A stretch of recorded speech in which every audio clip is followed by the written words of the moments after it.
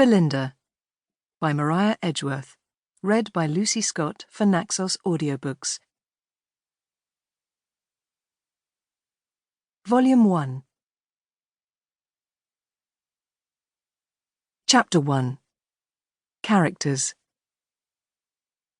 Mrs. Stanhope, a well-bred woman, accomplished in that branch of knowledge which is called the art of rising in the world, had, with but a small fortune, contrived to live in the highest company. She prided herself upon having established half a dozen nieces most happily, that is to say, upon having married them to men of fortunes far superior to their own.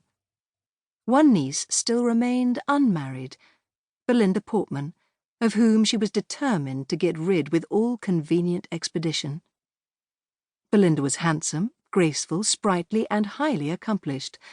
Her aunt had endeavoured to teach her that a young lady's chief business is to please in society, that all her charms and accomplishments should be invariably subservient to one grand object, the establishing herself in the world. For this, hands, lips, and eyes were put to school, and each instructed feature had its rule. Mrs. Stanhope did not find Belinda such a docile pupil as her other nieces, for she had been educated chiefly in the country. She had early been inspired with a taste for domestic pleasures. She was fond of reading, and disposed to conduct herself with prudence and integrity.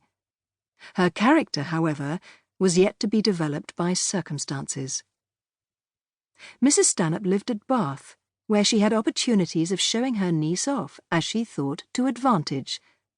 But as her health began to decline, she could not go out with her as much as she wished.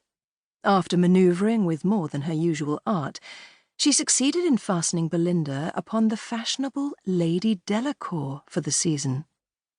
Her ladyship was so much pleased by Miss Portman's accomplishments and vivacity as to invite her to spend the winter with her in London.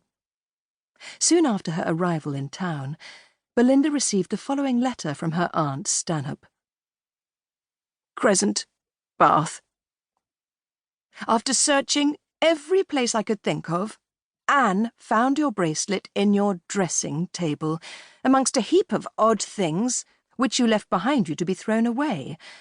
I have sent it to you by a young gentleman who came to Bath, unluckily, the very day you left me, Mr. Clarence Hervey, an acquaintance and great admirer of my Lady Delacourt.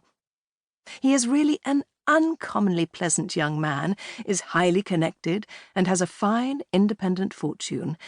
Besides, he is a man of wit and gallantry, quite a connoisseur in female grace and beauty, just the man to bring a new face into fashion. So, my dear Belinda, I make it a point, look well when he is introduced to you, and remember what I have so often told you, that nobody can look well without taking some pains to please.